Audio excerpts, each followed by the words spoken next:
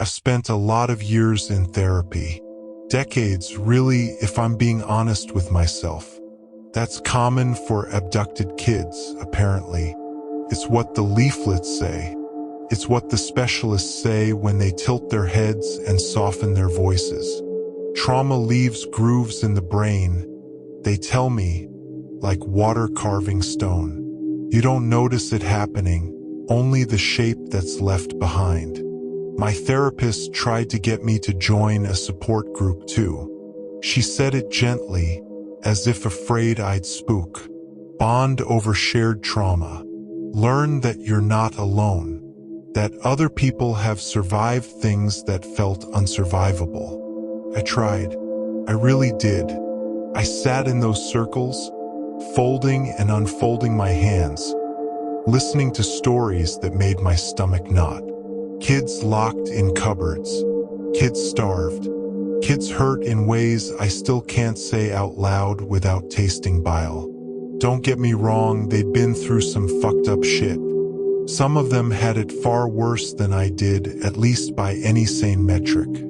But none of them had dealt with anything like her. That's when I learned not to be honest about her. Not even with the doctors. At first, when I was young and still had the vocabulary of a frightened child, they would nod with grim understanding. Trauma manifests symbolically, they'd say. Monsters are safer than memories. But as the years went on and my words stayed the same while my body grew older, their expressions changed. Understanding gave way to concern. Concern curdled into disbelief. Disbelief hardened into irritation. So I learned what to leave out, what to soften, what to explain away in terms they'd accept. I traded a witch for a woman, a cave for a cellar, bones for rubbish, screaming for shouting. I edited my own life until it fit neatly into a manila folder with a case number on the front. I've been lying to my doctors and my family for near 40 years now. Even my kids only know the official story. They know Dad was taken once, a long time ago, and that it messed him up a bit. That's enough for them. They don't need the rest. But I'd like someone to know the truth. Someone who might believe me. Maybe even someone who's been through something similar. Because carrying this alone is heavy in ways I don't have words for anymore. It all started when I was 8 years old. The haze of memory is thick when I look back that far. Some moments are preserved with cruel clarity, like insects in amber. Others have blurred at the edges, colors bleeding into one another. But I know I was 8.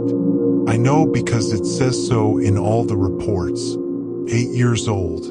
As if that number explains anything. It was the 80s. That detail matters to me, though I'm not sure why. Maybe because the world felt simpler then, brighter somehow. Or maybe because it makes what happened feel even more wrong. Like a tear in the fabric of something innocent. My dad was driving too fast down the motorway, one hand on the wheel, the other tapping along to the radio. Mom and I were singing along to Everybody Wants to Rule the World. Well, Mom sang. I only really knew the chorus, but I belted it out anyway, confident and loud in that way kids are. Dad laughed and told me I was flat. I didn't care. I was sure this was going to be the best holiday ever. Whit week. That's what they called the school holidays at the end of May. It didn't really match up with Whit Sunday anymore, but traditions linger long after their meaning fades. We were going north to visit my dad's sister in Leicestershire. 6 hours, Dad said. 6 hours of road and fields and services that smelled like chips and diesel. We left at 7 on the dot.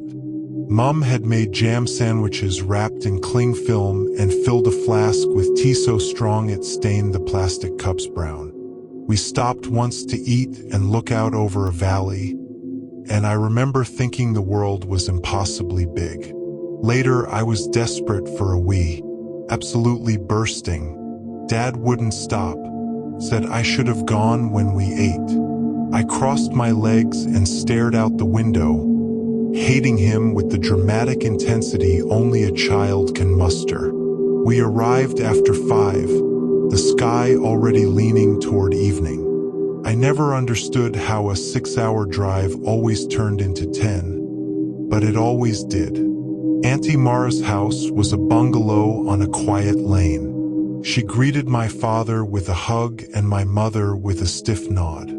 There was always tension there, some old wound that never quite healed. I never learned why. I only learned how to step carefully around it. She hugged me too.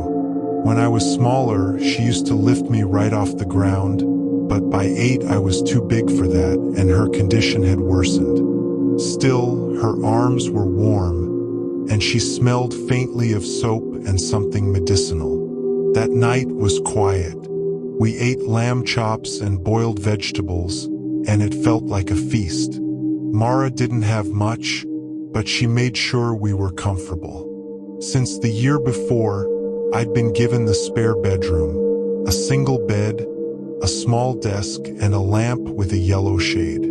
I felt special, getting my own room on holiday. I sat at the desk until nearly 10, reading Voyage of the Dawn Treader, an Easter present. Mom didn't usually approve of fantasy, but she'd made an exception for Narnia. I was proud of that. My eyes were drooping. I had to reread sentences 3 or 4 times as my mind wandered. That's when I heard the noise. Quiet at first, distant, a dull scraping sound. Stone on stone, always in pairs, scraping, like a heartbeat made of rock. It was getting louder, closer. I wasn't sleepy anymore. Auntie Mara lived in a bungalow because her mobility was failing her. The village was mostly small houses with low doors and pokey windows. Her place felt modern by comparison. Big double-glazed windows. We didn't even have those at home. I stared out of one of them, searching the rolling fields. In my mind, I expected a great stone man cresting the hill, something out of the never-ending story. A film Mum definitely didn't approve of. The scraping stopped. For a moment, there was nothing. Then I saw her. One moment, the field was empty. The next, her face filled the glass. Even now, 40 years on, I can see it in excruciating detail. Swollen skin, blue and purple as a bruise left too long. One cheek sagged as if something inside had burst, leaving the skin slack and drooping. Her eyes bulged, desperate to escape their sockets. The whites gray and lumpy like filthy snow. Her teeth were chunks of granite, crudely shaped into something resembling molars and incisors. Her jaw worked side to side, scraping, couldn't scream. My body locked up. Warmth spread down my legs as I lost control of my bladder. A hand rose into view. No fingers, just metal glinting in the moonlight. Silver mottled brown and red with rust and blood. I could smell it even through the glass. She pressed her hand against the pane, moved it to where the handle was inside, and flicked her wrist. The window opened. The stench came in with the wind. Rot, decay, old wounds and spoiled meat and stagnant water. I gagged, but before I could vomit, her hand clamped over my mouth, metal claws scraping my skin. Then she lifted me. She held me like a baby, one pendulous breast cupping my head. Where the other should have been was only loose skin, swaying to reveal moldering ribs that moved as she breathed. I passed out. When I woke, I was in darkness. The smell was still there. Moonlight barely filtered into the cave. I lay at the edge of a pit, filled with bones and organs, all of them small, children. I vomited and cried and understood I was going to die. "Hush," she said, "and the rest I've carried with me ever since." My father was a man of labor, 10 or 12 hours a day, 6 days a week, and a silence that stretched between us. Some nights, I'd find him collapsed on the couch, or slumped over the kitchen table with a beer, eyes staring through the newspaper but seeing nothing. He was never drunk, just tipsy, lost in some private melancholy. I wasn't neglected, but I wasn't ever the center of his attention either. That was just how he was, until the day he died. The summer I turned 16, he fell asleep at the wheel on his drive home from work. Mom was shattered. I remember the phone call like a knife. The tone, the words, her voice breaking over the line. That day changed everything. Weeks later, she drove me to a storage unit he'd kept, full of relics from his past. We sifted through the boxes, dust motes dancing in the dim sunlight. Old photographs, letters, journals, and canvases stacked high. Among landscapes and portraits, I noticed a cluster of paintings, all of the same small black church. Squat, unassuming, lonely in the middle of nowhere. Mom squinted. "That's from your dad's childhood, near where he grew up. He must have painted it before college. He never painted churches again." I hung them on my bedroom wall. 6 paintings, 2 rows of 3. Every morning, every night, I saw that black church staring back at me. Mom came in one night, looked at them silently, and nodded before leaving. 2 years passed. College applications, graduation, packing. The paintings came with me, wrapped in newspaper. One fell on the stairs, breaking its frame. Behind it, a yellowed note in my father's hand.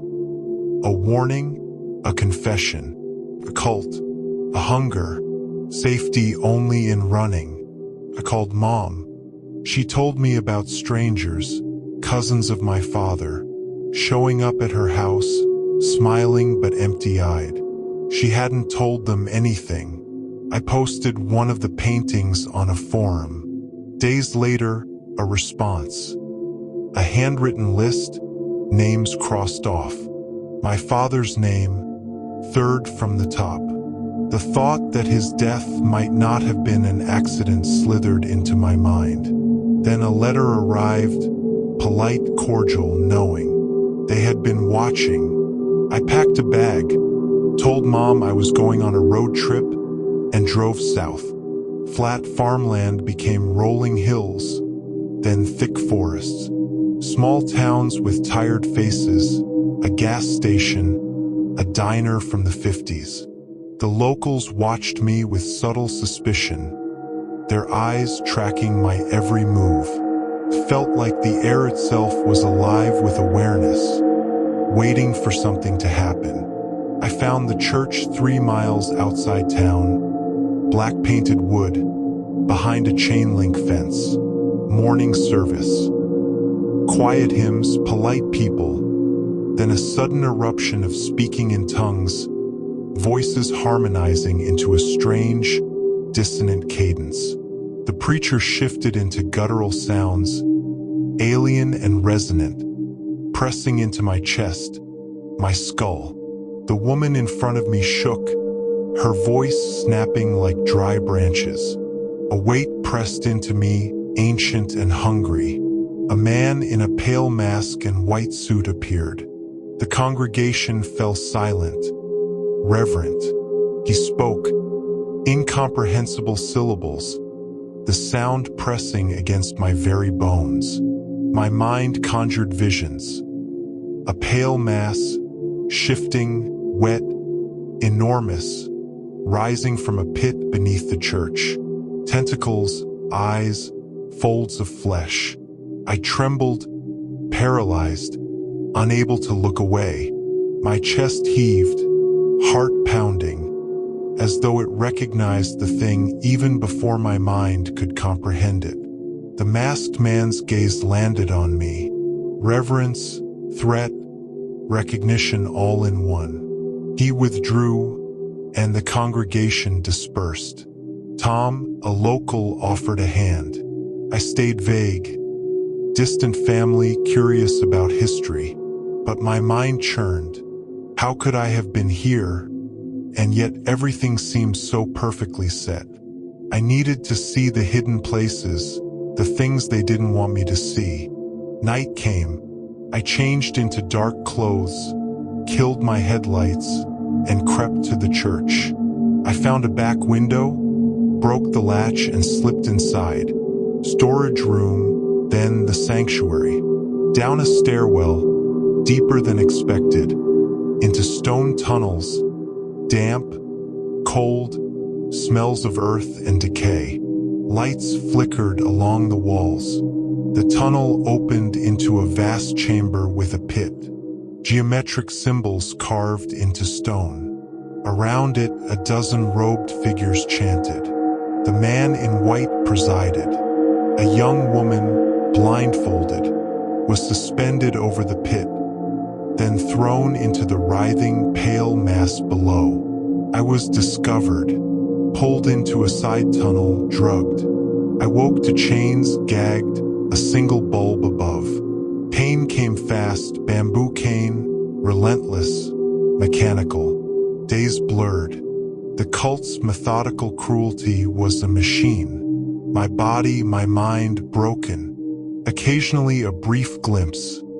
A blue eye, a familiar face passing. Hope flickered, fragile, like a candle flame in a storm. Then, finally, opportunity. A chance to flee.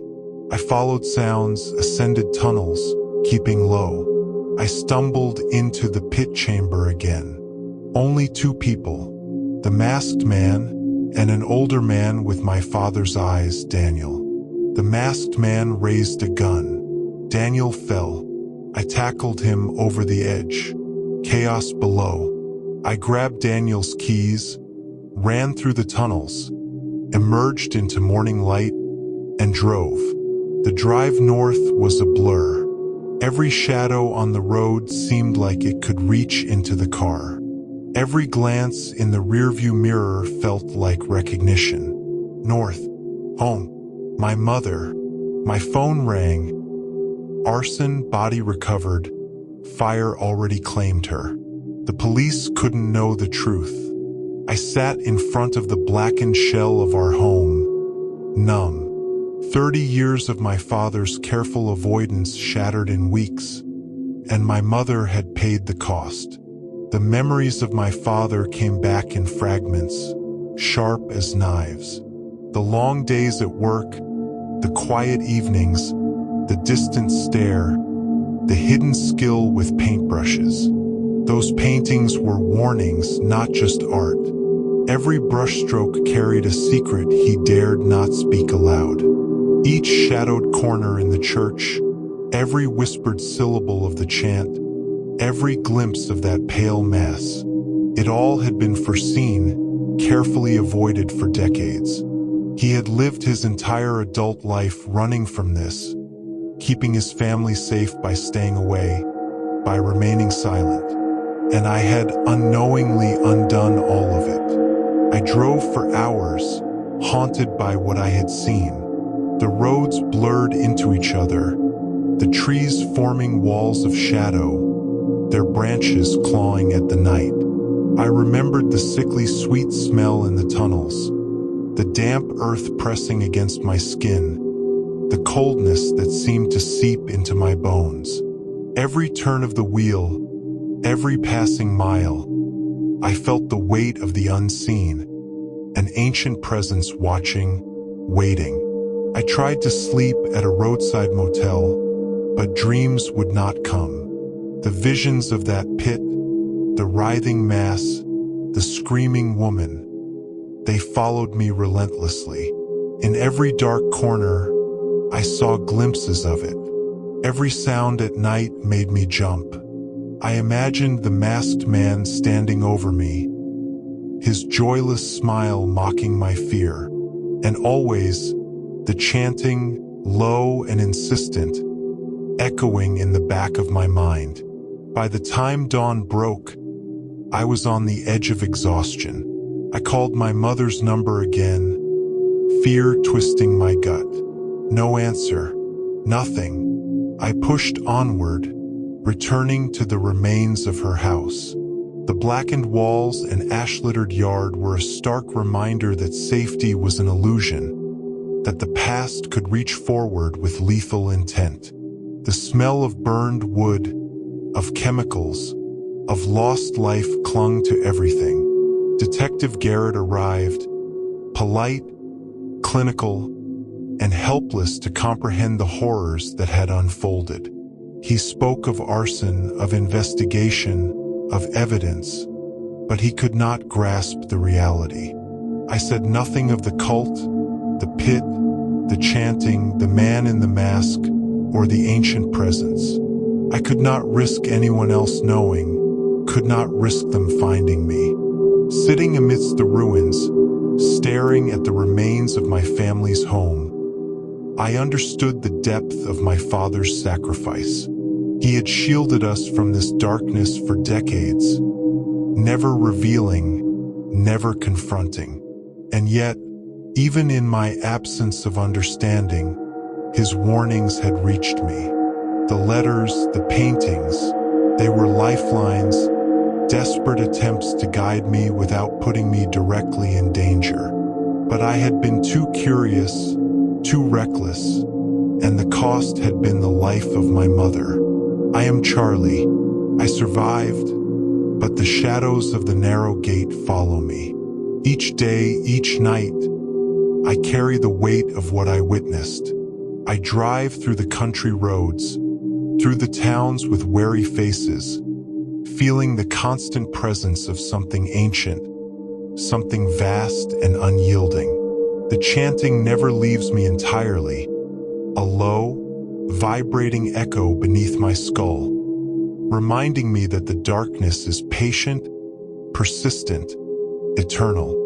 I write this to bear witness, to record the truth because no one else will. I will tell the story and hope in some small way that others might understand the danger that lurks behind seemingly ordinary doors. The church, the cult, the mass. It's all out there, waiting, hungry, and relentless.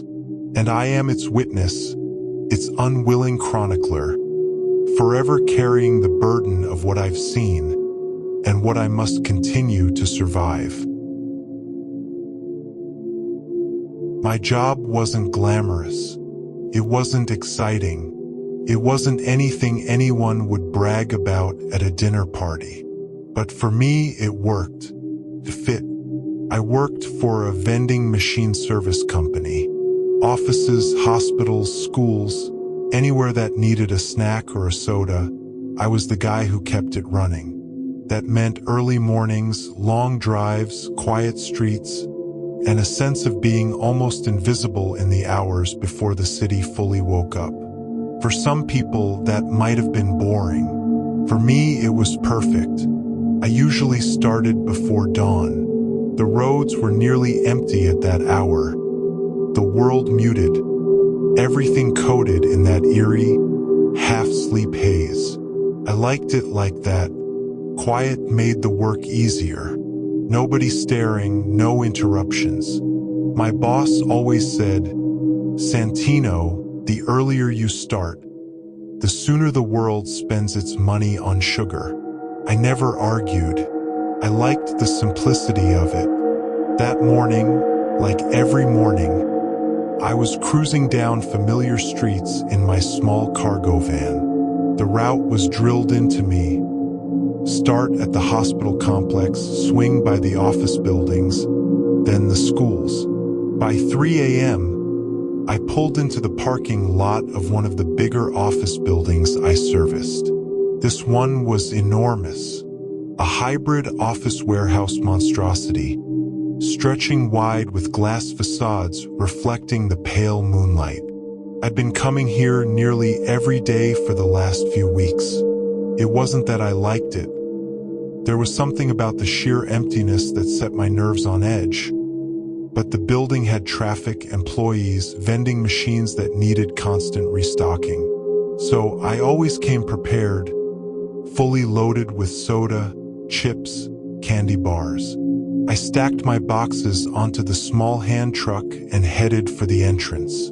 Security guard Terry was supposed to be there to let me in. Back when I started servicing this building, Terry had been approachable, even friendly once I gave him a free Pepsi.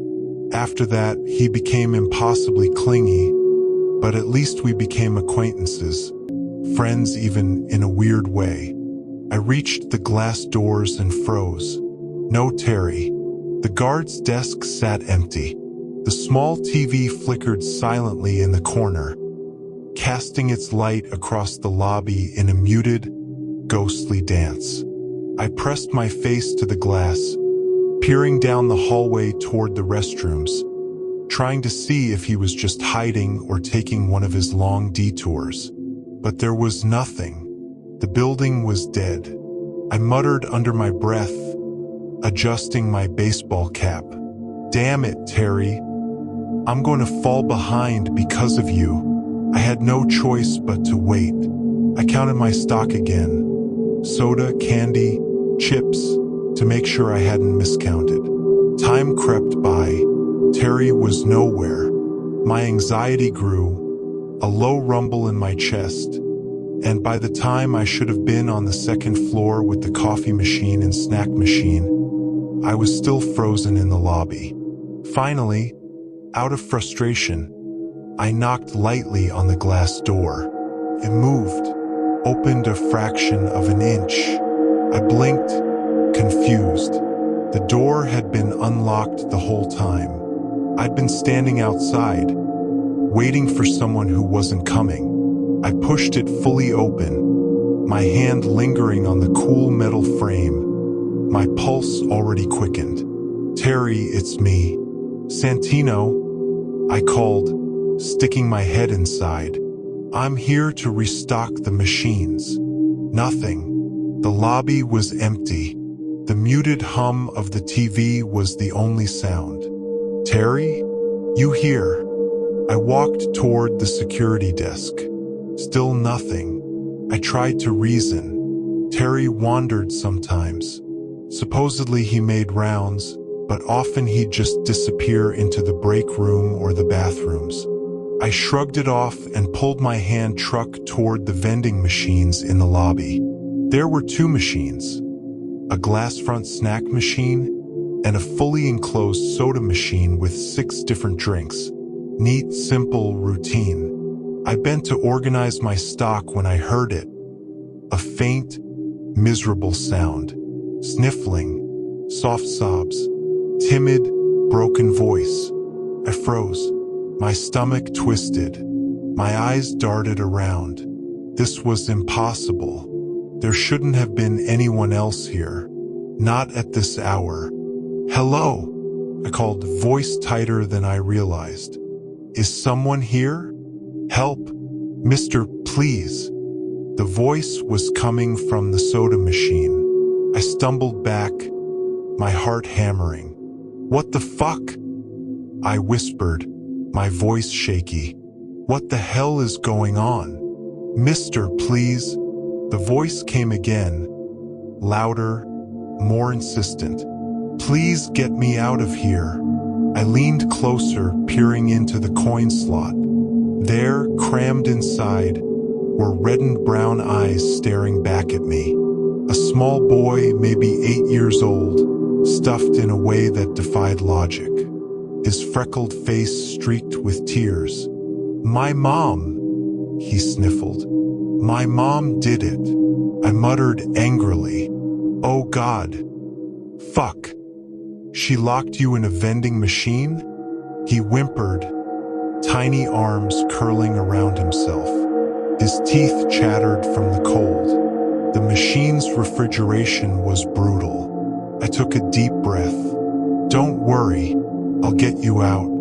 Just hang on." I pulled the toolbox from my van. Screws, pliers, crowbar, the works. A tangle of tools dumped on the floor of the van. My pulse in sync with the boys' panicked breaths. I grabbed the crowbar, slipped my hand into the cold metal. My head throbbed from the rush, but I didn't care. Back in the lobby, the boy's small hand reached through the coin slot, gripping my pants. Ice cold, unrelenting. "I'm not leaving you," I said. "I promise." The machine hummed, keeping the boy chilled, the fluorescent lights casting sharp shadows across his terrified little face. I pried at the lock. Nothing. Something jammed inside, broken, impossible. Frustration boiled into panic. "Hang on, I'll figure it out," I muttered.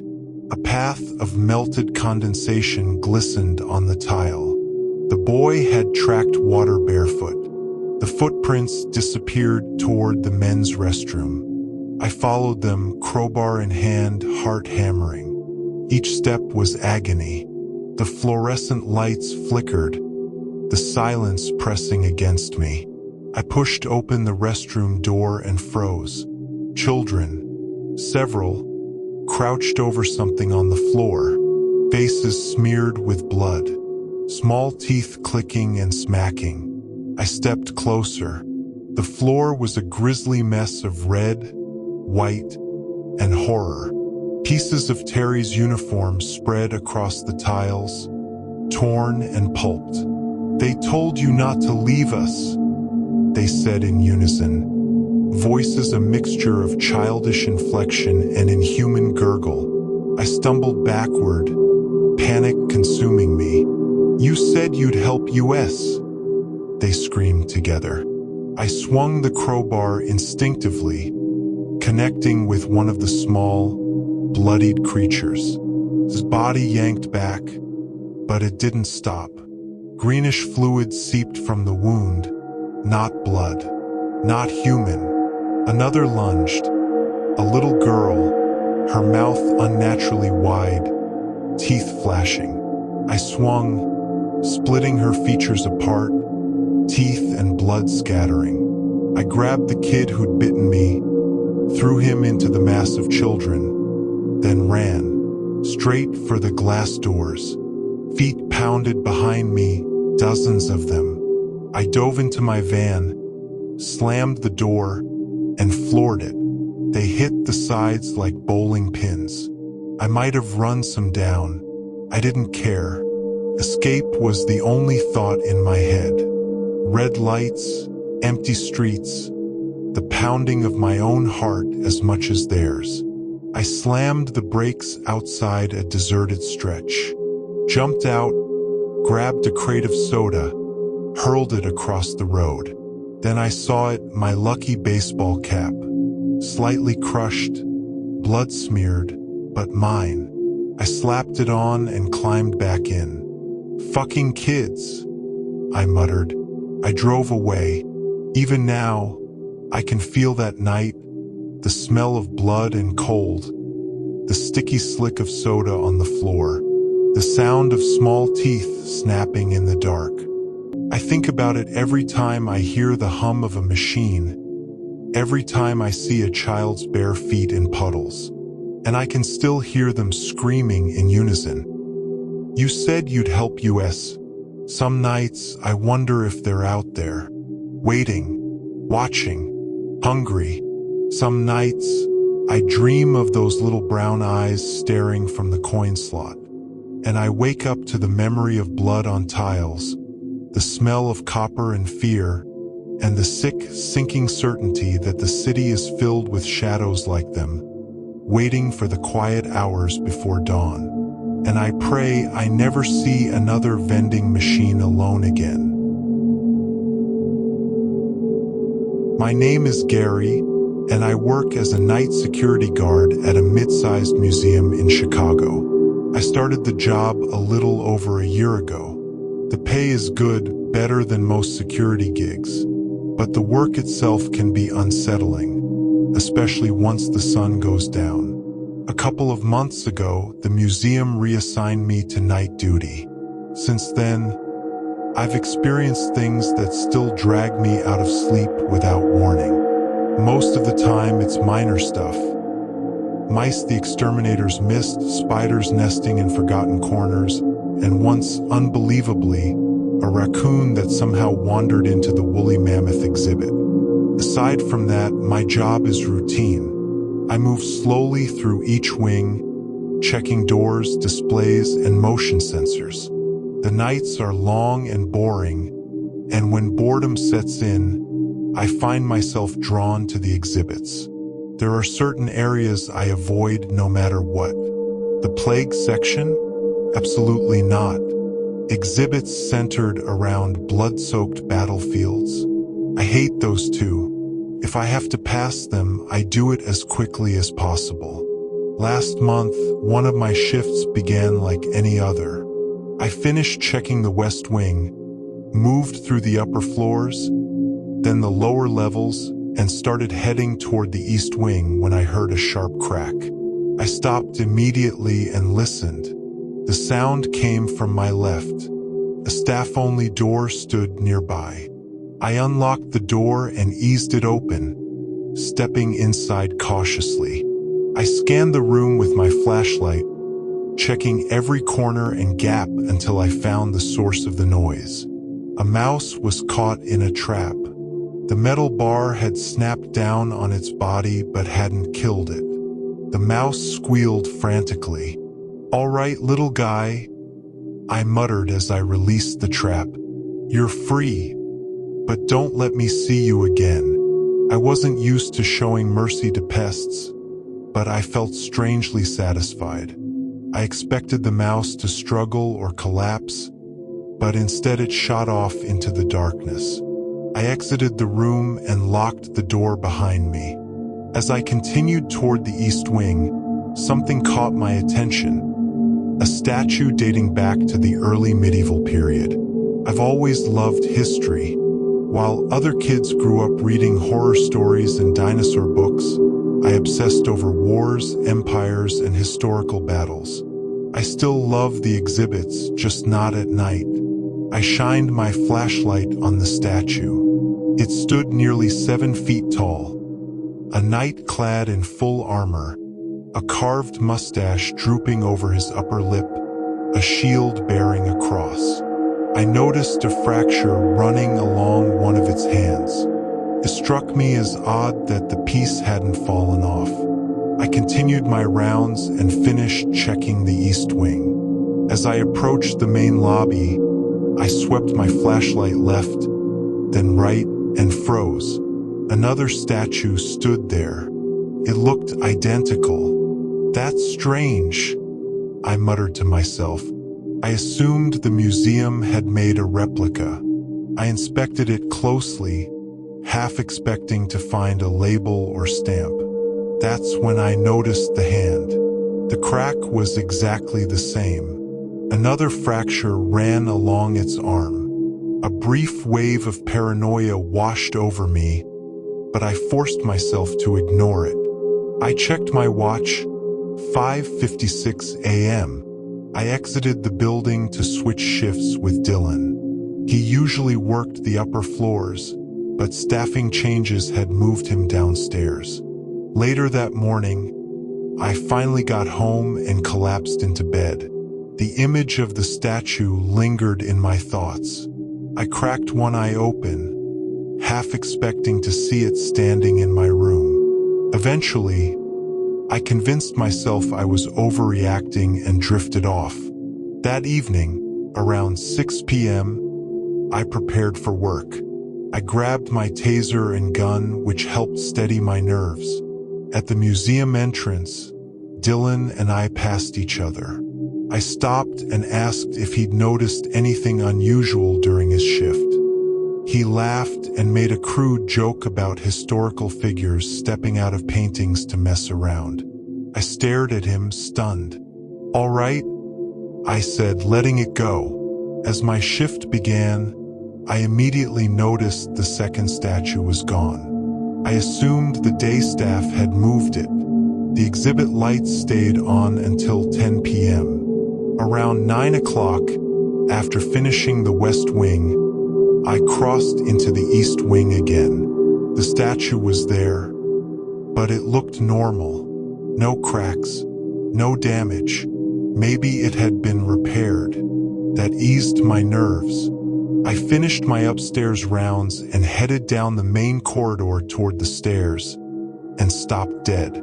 The statue stood directly in the middle of the hallway, posed like a sentry. Moonlight streamed through the window, bathing it in pale blue light. I approached slowly, my heart pounding. This time, fractures covered nearly half its body. Panic surged through me. I needed to leave. As I started down the stairs, a sound slammed into my ears. High-pitched ringing mixed with static, like a television between channels. It burned violently, making my ears feel like they were about to burst. Then suddenly silence. I climbed back up the stairs with my gun drawn, only to find the statue gone. I knew I had to get out. I planned to leave the building and call my boss, but doubt crept in. This job was my only income. I decided to make it to the lobby and stay there until morning. I took a deep breath and peeked down the corridor. Nothing, not even a mouse. Relief washed over me. I descended the stairs and stepped into the hallway, sweeping my flashlight across every inch. Halfway through, my shoulders finally relaxed. Suddenly then I heard a cracking sound. The sound came from a cleaning closet. I joked to myself that it must be the mouse again. I'd even named it George Mousington. I unlocked the door and slowly opened it. The statue stood inside. Its head moved, stone grinding against stone as it looked down at me. A deafening mix of static and screeching filled my ears. Its eyes, purple, glowing, endless, locked onto mine. I ran. I slammed into walls and displays, covering my ears as I fled. I glanced back and saw its legs moving freely now, its sword swinging. A dark red trail streaked the floor behind it. My hands were slick with blood. I reached the lobby and unlocked the doors just as it closed in. Its eyes burned red as it swung the sword. I dodged as glass exploded behind me. I fired twice. The bullets bounced uselessly off its stone body. It swung again, barely missing me. I ran toward a secondary exit and ducked into a lab room, slamming the door shut. Silence. No signal. No help. I stacked desks beneath a high window and climbed. The desks collapsed, but I pulled myself through the window and fell into the bushes below. I hit the ground hard. Pain exploded through my leg. I looked up to see the statue charging toward me. I limped toward my car. It broke into a run. I reached the door just as the sword tore it off its hinges. Glass shattered into my face. I fell, crawling behind the car, then felt a sharp impact. My leg was gone. Blood pooled around the statue's feet. I thought it was over. Then the sun rose. The statue froze mid-step and crumbled to stone. Beneath it lay a man, unconscious, marked with a circular symbol on the back of his neck. I wrapped my shirt around what was left of my leg and passed out. I'm in the hospital now, writing this. I don't know what that thing was.